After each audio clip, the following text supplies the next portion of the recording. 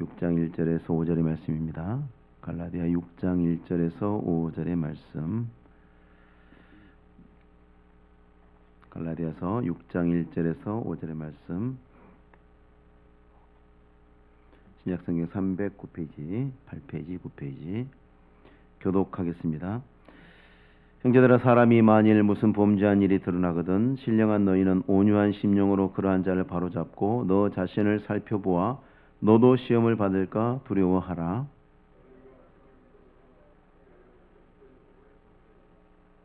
만일 누가 아무것도 되지 못하고 된 줄로 생각하면 스스로 속임이라.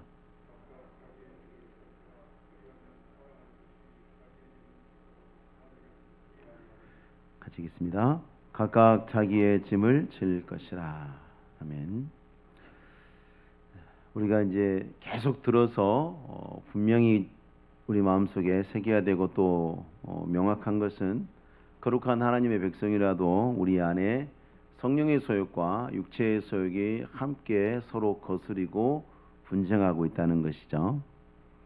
그래서 성령을 따라 살지 않으면 육체의 소욕이 욕심을 이루게 되어서 우리 삶을 부끄럽게 하고 망치게 되는 것이고, 우리가 육체의 소욕을 따라 살게 되면 또 성령의 소욕을 따라 살면 성령의 열매를 맺게 되겠죠.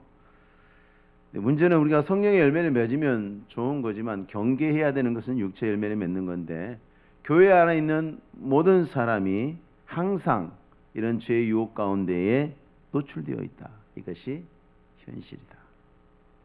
누구도 그것으로부터 자유로울 수 없다. 노출되어 있고 또 죄를 짓습니다. 형제들아, 사람이 만일 무슨 범죄한 일이 드러나거든, 이 말씀은 그런 것을 전제로 놓고 봤을 때 교회 공동체 안에 속한 믿음의 형제들 안에 일어난 범죄들을 어떻게 다룰 것인가, 이것을 지혜롭게 대처할 줄 알아야 교회가 불필요한 소모적인 분쟁이나 다툼을 줄일 수가 있습니다. 본문에서 말하는 범죄는 일반 사회적인 관점에서 말하는 것은 실정법의 위배를 말하는 게 아니고 도덕적인 윤리적인 측면에서의 죄죠. 진리를 떠난 죄, 올바른 도리에서 벗어나 넘어지는 것. 주일 성수 안 한다고 감옥 갑니까? 그렇죠? 봉사활동 안 한다고 11조 생활 안 한다고 감옥 갑니까? 기도 생활 안 한다고 무슨 벌과 금부가 됩니까? 그런 거 없지 않습니까? 그런 종류의 죄를 말하고 있는 것입니다. 앞에서 설명한 바와 같이 성령을 따라서 행하는 삶에서 벗어난다라는 의미에서의 죄입니다. 성령을 따라서 살지 못한 죄. 그런데 이제 특별히 여기서는 고의적인 측면보다는 좀 불가피하게 어떤 유혹에 넘어졌거나, 이 사람이 지금 그것에 대해서 동의하는 게 아니고 그러면 안 되는 줄 아는데 넘어지는 사람이 있잖아요. 그렇죠? 나는 그게 죄가 아니라고 생각해 그러면서 거침없이 죄를 짓는 게 아니라 그러면 안 되는데 그러면서 짓는 죄. 이게 불가피한 것들이죠. 내지는 그런 줄도 모르고 짓는 죄, 깨닫지 못하는 거. 그게 죄인가요? 오늘날 그런 거 많죠. 성도들이 너무 죄를 쉽게 알죠. 과거에는 굉장히 심각하게 생각했던 것들을 요즘은 굉장히 소홀하게 생각하는데, 하나님 말씀이 바뀐 게 아니고 우리 기준이 바뀐 거죠. 우리가 스스로의 기준을 완화시킨 거죠. 스트레스 받지 않기 위해서. 마치 일본에서 방사능 때문에 스트레스 안 받으려고 일본 자체의 방사능 기준치를 국제보다 훨씬 높게 잡아서 기준치에 위배됨이 없다, 그렇게 말하고 있는 거하고 똑같은 자기만족에 불과한 그런 걸 말하고 있는 것입니다. 드러나거든. 예상치 못한 어떤 상황을 전제하고 있죠. 교회 안에서 성도들이 아주 흔하게 발견될 수 있는 종류의 범죄들. 우리 스스로 모르고도 또는 무의식 중에 아니면은 그러면 안 되는 줄 알면서 그렇게 짓게 되는 그런 죄에 대해서, 그런 죄들이 보여지고 드러나게 되었을 때에 그러고 있지 않는, 범죄하지 않는 그 문제에 있어서 자유로운 많은 다른 성도들이 올바른 태도를 갖지 못할 위험이 있다는 것입니다. 자, 이런 상황이 되면 해당 범죄나 그 상황에 관련이 없는 성도들의 마음속에는 보통 어떻게 되기 쉽습니까? 쉽게 정죄하려는 마음이 자리를 잡게 됩니다. 양심이 있으면, 보통 우리가 양심이 있으면 나한테도 문제가 있으면 다른 걸 말 못 하잖아요. 근데 그렇지 않은 경우들도 있습니다만은 대체로 사람들이 좀 담대함을 가지고 비난할 때는 어떨 때입니까? 나는 그렇지 않았다. 나는 안 그러는데 왜 저 사람은 저러지? 그런 상황을 지금 말하는 것이거든요. 우리가 내가 생각이 옳다고 확신하고 있는 때에도 다른 사람의 생각에 대해서 비판적으로 우리가 정죄하는 일도 흔히 벌어지는데, 신앙적인 측면에서, 그리고 내가 그 문제에 있어서만큼은 내가 잘하고 있어. 나는 새벽 예배도 하고 있고, 주일 성수도 잘하고 있고, 봉사활동도 잘하고 있고, 기도 생활도 잘하고 있고, 11조도 잘하고 있고, 하여튼 뭐 봐도 그냥 웬만큼 나는 하고 있는데 누구는 안 한단 말이죠. 그러면 그런 것을 보면서 더 비판하고 판단하려는 마음이 시비하려는 그런 경우들이 많아진다는 것입니다. 그걸 알기 때문에 하나님께서는 신령한 너희는 온유한 심령으로 그러한 사람, 그러한 자를 바로잡으라고 경계하십니다. 조심해라 너희네도 이렇게 경계하십니다. 자, 그런 상황을 바라봤을 때 온유한 심령으로 바로잡으라는 말씀은 굉장히 중요한 사실을 드러내죠. 온유한 심령으로 바로잡으라. 범죄한 사람을 보면서 그 안에서 내 모습을 발견하라는 뜻입니다. 범죄한 사람을 보면서 나는 안 그래가 아니라 그 안에서 내 모습을 발견하라는 것이에요. 성경에서 말하는 온유는 타고난 어떤 그 성품적인 어떤 특질을 말하는 것이 아니죠. 하나님 앞에서 내가 무지하고 무능하고 내가 죄인이고 하나님의 은혜가 없으면 아무것도 아니고, 그러니까 나는 무조건 하나님을 믿고 의지하는, 하나님을 믿고 온전히 의지하고자 하는 그런 겸손한 마음가짐, 그게 온유지요. 그게 온유예요. 우리가 일반적으로 생각하는 온유와 다르지 않습니까? 기질적인 것이 아닙니다. 하나님이 나에게 은혜를 베푸셔서 내가 저 가운데서 건져냄을 받고, 하나님이 나를 불쌍히 여기시고 나를 용서하시고 그래서 나를 바른 길로 인도하셨듯이, 그렇게 하셨듯이 다른 범죄한 형제들을 하나님이 나를 보실 때 하셨던 그런 마음가짐으로 바라보라는 거죠. 하나님이 나를 그렇게 하셨으니 너도 다른 사람 그렇게 하라는 것입니다. 가늠하다가 예수님 앞에 붙잡혀온 여인을 향해서 돌 들고 모여든 사람들처럼 우리는 너무 쉽게 돌을 들어서는 안 됩니다. 돌은 최후에 드는 거예요. 하다 한다면 드는 거예요. 돌 함부로 들고 함부로 던지지 않도록 조심해야 돼요. 교회와 신자들은 죄와 싸우는 군대죠. 죄와 싸우는 군대지 죄인과 싸우는 게 아닙니다. 죄인은 우리의 사역의 대상이에요. 구원의 대상이고 우리 사역의 대상이에요. 죄에 빠진 사람들을 건져내는 게 교회의 사역 아닙니까? 교회 사명 아닙니까? 세상에 있는 죄인들을 세상의 그 죄로부터 건져내는 게 교회 사역 아니에요. 그것을 위해서 우리가 복음으로 부름받아서 사명을 감당하고 있잖아요. 그러니까 죄에 붙들려 있는 그 죄인들을 바로잡아서 회복시켜주는 것이 교회의 목표고 우리의 목표죠. 우리가 세상을 향해서 그렇게 부름을 받았는데 교회 안에서는 그렇게 안 하면 우리가 이중적인 사람이 되지 않겠습니까? 표리가 부동한 집단, 겉과 속이 다른 집단. 그건 보통 도덕적으로 비난받을 때 사용되는 표현 아닙니까?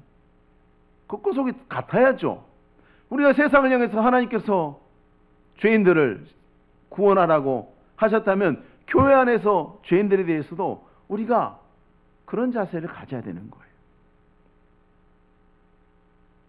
특별히 교회 안에서 함께 신앙생활하는 형제와 자매된 성도들의 죄를 다룰 때 목표를 혼동해서는 안 됩니다. 이러한 사안에 대해서 예수님께서 주신 명백한 교훈, 너무나 명명백백한 교훈이 마태복음에 있어요. 18장에. 자, 네 형제가 죄를 범하거든. 자, 죄를 범했어요. 나는 지금 죄 안 범했고 그 형제는 죄를 범했어요. 그러고는 가서 너와 그 사람과만 상대하여 권고해라. 왜 그래? 이런 건 저로 목사가 하겠죠. 아니면 장로님들이 하시거나. 만일 들으면 네가 네 형제를 얻은 것이죠. 안 들으면 한두 사람을 데리고 가서 두세 증인으로 입으로 말마다 확증하게 하라. 과거에 우리 교회에서 재판이 한 번 있었죠. 골석재판, 신천지 골석재판이 있었죠. 그때 저는 이 원칙대로 하려고 했습니다. 고역장이 찾아갑니다. 교구장이 찾아갑니다. 전사님 찾아갑니다. 나중에 장로님이 가셨습니다. 그래도 안 들어요. 그래서 당회가 재판을 열고 호출했습니다. 그걸 거절했어요. 그러고 나서 질의했어요. 순서는 그렇게 가는 거예요. 5번 정도의 기회를 드렸어요. 한두 사람을 데리고 와서 두세 증인의 입으로 말마다 확증하게 하라. 만일 그들의 말도 듣지 않거든 이제는 교회에 말하고 그러면 이제 교회가 공적으로 그 문제를 다루는 겁니다. 그래도 교회의 말도 듣지 않거든 그때 가서 이방인과 세리처럼 여기라. 그때 가서 하는 거예요. 그러니까 범죄한 형제를 바로잡기 위해서 과정이 최소 몇 단계입니까? 3단계. 최소 3단계. 이건 최소지 훨씬 더 많이 해야 하겠죠. 사람 한 사람을 구원하기 위해서 우리가 할 수 있는 모든 것을 다 해야 되는 거예요. 믿음 안에 있는 형제가 범죄했다고 함부로 이방인과 세리같이 여기는 것은 하나님의 선한 뜻이 아닙니다. 하나님이 그 한 사람, 우리가 그 한 사람, 교회가 그 한 사람 구원하고 믿음 안에서 어떻게 해보려고 얼마나 많은 노력과 땀과 눈물이 있었겠어요. 그런데 이렇게 쉽게 탁 차릴 수 있습니까? 정말 그거는 이 사랑의 마음을 떠나서 이건 산수적으로 계산해 봐도 이거는 손해보는 일이에요. 교회 안에서 부지 중에 혹은 유혹에 넘어져서 범죄한 일에 대해서 우리가 함부로 정죄하지 말고 온유한 심령으로 바로잡아야 하는 그 원칙을 준수해야 하는 이유는 뭐냐면 그 범죄의 양상 때문에. 너도 시험을 받을까 두려워하라. 이거거든요. 범죄한 형제를 바라보는 공동체 안에 다른 형제와 자매들이 마땅히 가져야 될 태도는 그것을 딱 보면서 나도 저럴 수 있다. 언제든지 저럴 수 있고 얼마든지 저럴 수 있다. 나는 아니야. 나는 저 정도는 안 하지 싶은데도 다 사연이 있어요. 공동묘지 가보면 다 사연이 있잖아요. 다 들어보면 다 사연이 있어요. 그럴 만한 이유들이 있고 형편들이 있어요. 나도 그 형편이 되고 나도 그런 이유가 되면 나도 그럴 수 있어요. 그것을 장담해서는 안 돼요. 대표적으로 장담했던 사람이 누굽니까? 베드로. 다 주를 버릴지라도 나는 절대로 주를 버리지 않겠어. 실제로 그럴 것 같았어요. 베드로는. 베드로 그럴 것 같았어요. 얼마나 열심히 있는 사람이에요. 내가 주를 위해서 죽겠나이다. 그러니까 베드로가 지금 자기 마음생 같아서는 다 주를 버려도 나는 끝까지 주님 옆에서 내가 진짜 십자가 붙들고 나도 거기서 죽을련다. 근데 예수님 십자가 못 박히실 때 베드로 그 밑에 있었어요? 없었죠. 전야제 누가 했어요? 베드로가 했잖아요. 예수님 십자가에 못 박히시기 전에 전야제 했어요. 전야제. 주님 3번이나 부인. 누가? 다 다 버려도 나는 안 버리겠다는 그 사람이 큰 소리 치면 안 돼. 나도 그렇게 될까 두려워하라는 하나님의 음성을 들어야 돼. 죄의 양상이 시험이에요. 구원받지 못한 세상 죄인들에게는요, 죄가 항상 그들의 주인이죠. 언제나 주인이에요.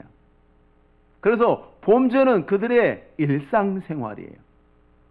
자연스러운 삶이에요. 그들의 자연스러운 삶, 일상의 생활이.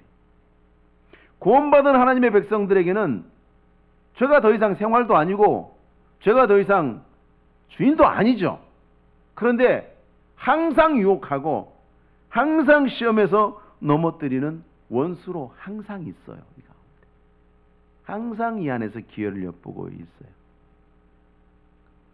그 대상이 안 되는 사람은 아무도 없어요. 신자들은 다 그 대상이에요.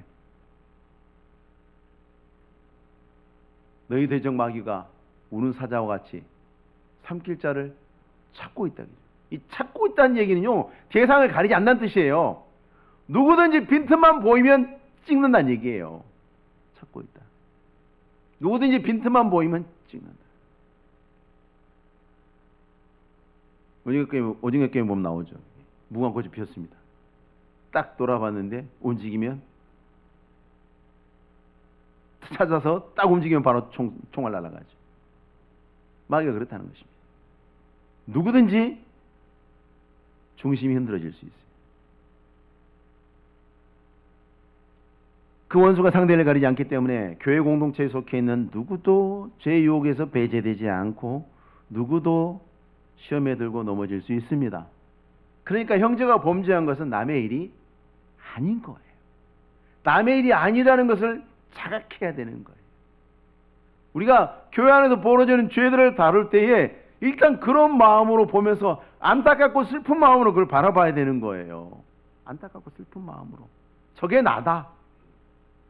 저게 남의 일이 아니라 내 일인데 이것을 우리가 어떻게 할 것이냐. 이게 하나님께서 교회에 하신 명령이에요. 우리는 죄를 어떻게 다룰 것인가, 교회 안에서. 그래서 해법이 나옵니다. 자, 공동체에서 누군가 죄를 범하면 분명히 그건 다른 사람에게 짐이 됩니다. 죄를 짓고도 깨닫지 못하거나 유혹에 넘어가서 죄를 지었더라도 그것을 바로잡는 일에는 수고로움이 뒤따르죠. 깨닫지도 못하거나 수시로 넘어지거나 꼭 아이 같아요. 어린아이. 아이는 자기가 혼자 대소변 관리를 못해요. 자기가 혼자 밥을 못 차려 먹어요. 때 먹여줘야 돼. 아무 때나 그냥 일 보면 또 치워줘야 돼. 왜? 그러면 옆에 있는 사람 피곤하잖아요. 아이 하나 키우려면 온 집안이 다 바빠요. 그렇죠? 근데 애들은 자기 때문에 온 집안이 바쁜 줄도 몰라요. 그게 짐져주는 거예요, 그게. 참아야 하고, 왜 그래야 합니까? 가족이니까.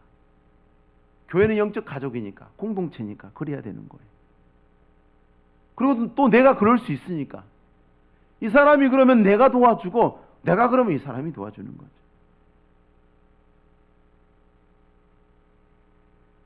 바르지 못한 반응이 있어도 우리가 감수해야 돼요. 우리가 그것을 바로잡아주기 위해서 애를 써도 그것을 이해하지 못해.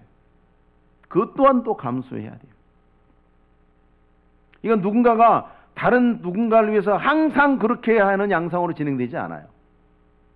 이 사람은 항상 잘못하고 나는 항상 바르고, 그래서 항상 나는 항상 저렇게 바르지 못한 사람이 저지른 문제, 그 범죄, 그런 것들을 수습하느라고 나는 항상 피곤해야 되고 저 사람 항상 문제만 일으키고, 그런 일은 없죠. 그건 일방적인 상황이 될 수 없습니다. 공동체에 속해 있는 모든 사람이 다 항상 똑같이 죄의 유혹에 노출되어 있고, 횟수의 차이가 조금 있겠지만 누구든지 범죄에 빠질 가능성이 항상 있습니다.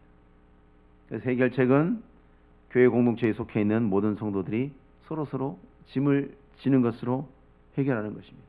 죄를 지을 때마다 돌을 들면 1년만 지나면 다 죽고 아무도 없을 거예요. 한 사람만 살아남겠죠. 오징어 게임처럼 다 죽고. 죄를 지을 때마다 돌을 다 쳐. 나중에 자기가 자기를 칠 수는 없잖아요. 자기가 자기를 치진 않겠죠. 마지막으로 이제 다 종지하고 혼자 살아남겠죠. 교회 혼자만 살아남으면 그게 교회입니까? 서로를 위해서 온유한 심령으로 바로잡을 각오와 준비가 되어 있어야 한다는 말이 서로 짐지라는 말이죠. 그게 서로 사랑하라고 하신 그리스도의 법을 성취하는 것이라고 말씀하십니다. 자, 생각해 보십시오. 하나님이 먼저 우리를 사랑하셨죠. 하나님이 우리를 사랑하시기 전까지는 우리 하나님을 사랑하지 못했죠. 왜냐하면 사랑은 온전함에서 나오는데 하나님은 온전하시고 우리는 온전하지 않았죠. 온전하신 하나님이 우리를 사랑하심으로 그 사랑으로 인해서 우리가 의로운 자, 소위 말하면 하나님 앞에 온전하다 하는 것으로 일컬음 받는 백성이 되었죠. 그러니까 하나님의 사랑이 우리를 죄에서 건지시고 고치신 후에야 우리가 비로소 이제 온전하게 돼서 하나님을 사랑할 수 있는 자가 되었어요. 그러므로 서로 짐을 지라는 말씀은 서로 사랑하라는 말씀이고, 더 깊이 들어가 보면 죄짓지 않고, 현재 이 상태에서 죄짓지 않고 온전한 가운데 있는 성도가 죄짓고 넘어져 있는 성도를 사랑함으로 그 짐을 져주고, 그렇게 될 때에 그 사람이 어떻게 된다고요? 죄에서 돌이켜 회복된다는 얘기죠. 정죄가 사람을 살리진 않아요. 사랑이 사람을 살리는 거지. 물론 끝까지 돌아오지 않으면 그때는 이제 하나님이 말씀하신 대로 하나님 말씀으로 돌아오지 않았기 때문에 그 사람은 하나님 밖으로 나가는 것입니다만, 그렇지 않으면 기회를 주고 용서하고 그가 돌이키고 회복하도록 해야 되는 거예요. 그래야 교회가 날마다 하나님 나라가 흥왕하고, 그렇지 조금 아프다고 아픈 사람마다 다 죽어나간다면, 병 걸리자마자 다 치료해야 될 거 아니에요. 치료해야 될 거 아니에요. 1절에서도 너 자신을 살펴보아 말씀하신 것처럼 자신을 돌아보는 일이 먼저입니다. 그걸 하려면, 그걸 잘 하려면, 서로 짐지는 걸 하고 사랑하라는 말씀이 뭔지 이해하려면 나를 돌아봐야 돼요. 자신을 깊이 진지하게 성찰하면, 아, 나도 연약한 죄인이구나. 은혜 아니면 살 수 없는 자구나. 나도 저 사람하고 똑같이 죄와 연약함 가운데 있구나. 그걸 깨닫고 그 죄인을 바라볼 때에 온유한 마음으로, 다시 말하면 하나님의 은혜를 의지하는 겸손함으로 바라볼 수 있게 되는 거예요. 하나님만이 우리를 치유할 수 있습니다. 하나님 나를 고쳐주옵소서. 하나님 저 사람을 고쳐주옵소서.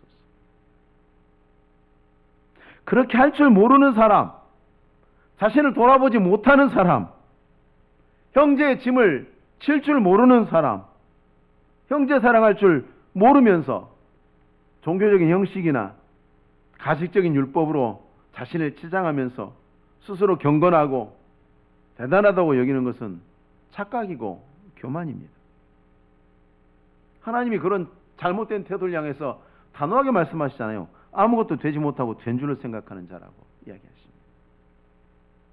아무것도 되지 못하고 된 줄로 생각하는 자. 다시 말하면 나도 죄인이기 때문에 다른 죄인을 불쌍히 여기지 못하는 것은 못된 겁니다. 못된 거. 우리가 우리말에 참 재밌어요. 그죠? 못됐다 그러죠. 못됐다. 누가 하면 못됐다 그러잖아요. 못된 게 뭐예요? 되지 못한 거예요. 되지 못한 게 못된 거잖아요. 우리가 못된 그리스도인이 되려면 어떻게 하면 되냐면 사랑 안 하면 돼. 다른 사람 함부로 판단하고 함부로 정죄하고 그러면 돼. 그건 못된 그리스도인이 되는 거예요. 그리스도인다우려면, 예수 믿는 사람다우려면 말씀하신 대로 온유함으로 바로잡아요. 온유함으로 바로잡고 짐을 져주고 그로 말미암아 그 사람이 설 수 있도록 도와주는 것. 로마서 13장 10절에 사랑은 이웃에게 악을 행하지 아니하나니 그러므로 사랑은 율법의 완성이다. 그것이 우리 각자가 질 짐이다 라고 말씀하셨습니다. 여러분 5절에 있는 자기의 짐하고 2절에 있는 짐하고는 약간 미묘하게 달라요. 2절에 있는 짐은 하나의 신앙 공동체로서 교회가 짊어져야 하는 짐이에요.